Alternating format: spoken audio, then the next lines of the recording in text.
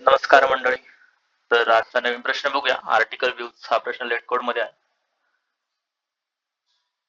तर प्रश्न समजून घेऊ आपण. तर त्याने टेबल दिलेला आहे आपल्याला व्ह्यूज नावाचा आणि त्यामध्ये कॉलम दिलेत article ID, author ID, viewer ID आणि view date. There is no primary key column with unique value for each table. The table may duplicate rows. Each row of the table indicate that some viewer view the article written by some author.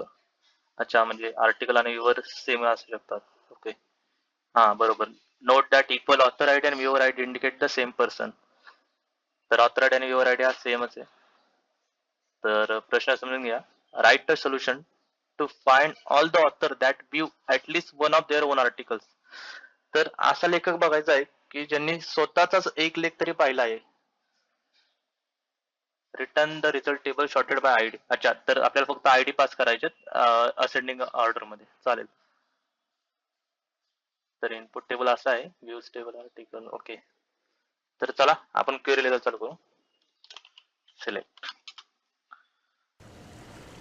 आपण इथे आता distinct keyword वापरू कारण इथे खूप सारे duplicate values पण आहेत. लाईक ऑथर आयडी मध्ये तुम्ही बघू शकता इथे 3 डबल आपल्याला, आणि आपल्याला फक्त युनिक व्हॅल्यू पाहिजे त्यातनं. त्याच्यामुळे आपण आता इथे डिस्टिंग कीवर्ड यूज करू.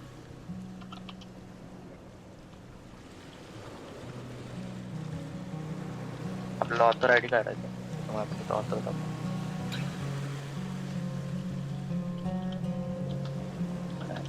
आपण इथे अलायन्स वापरू कारण इथे आपल्याला टोपन नाव आउटपुट मध्ये आयडी दिले, तर आपल्याला इथे अलायन्स वापरायला लागेल. तर अलायन्स म्हणजे तात्पुरते नाव. एक लाईक आपण एखाद्याला टेम्पररी नाव देतो, तशा प्रकारे इथे आपण या कॉलमला एखादं टेम्पररी नाव देऊ आपल्या अंडरस्टँडिंग साठी.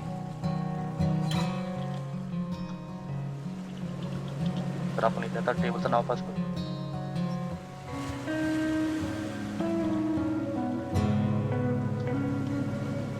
तर आपण इथं आता वेअर कंडिशन मध्ये आपल्याला वर सांगितल्याप्रमाणे लाईक ऑथर आयडी आणि व्ह्यूअर आयडी सेमच, त्याच्यामुळे आपल्याला मॅच करायला लागेल. लाईक ऑथर आयडी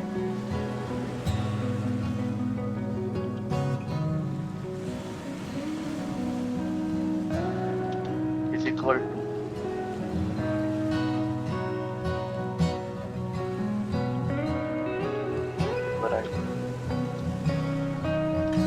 आपल्याला इथे असेंडिंग ऑर्डर मध्ये पाहिजे, त्याच्यामुळे आपण इथं ऑर्डर बाय यूज करणार.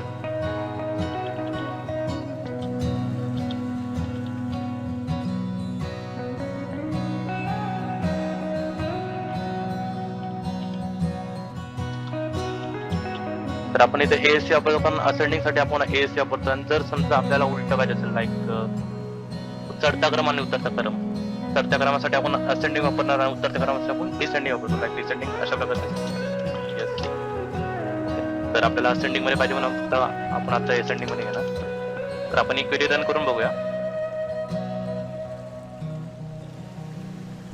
तर आपलं आउटपुट अशा प्रकारे आहे, आयडी 47, आणि आपल्याला असं आउटपुट पाहिजे होतं, त्यामुळे आपलं आउटपुट सक्सेसफुल आहे. तर चालेल, आपण भेटूया पुन्हा नवीन प्रश्नासोबत उद्या. धन्यवाद.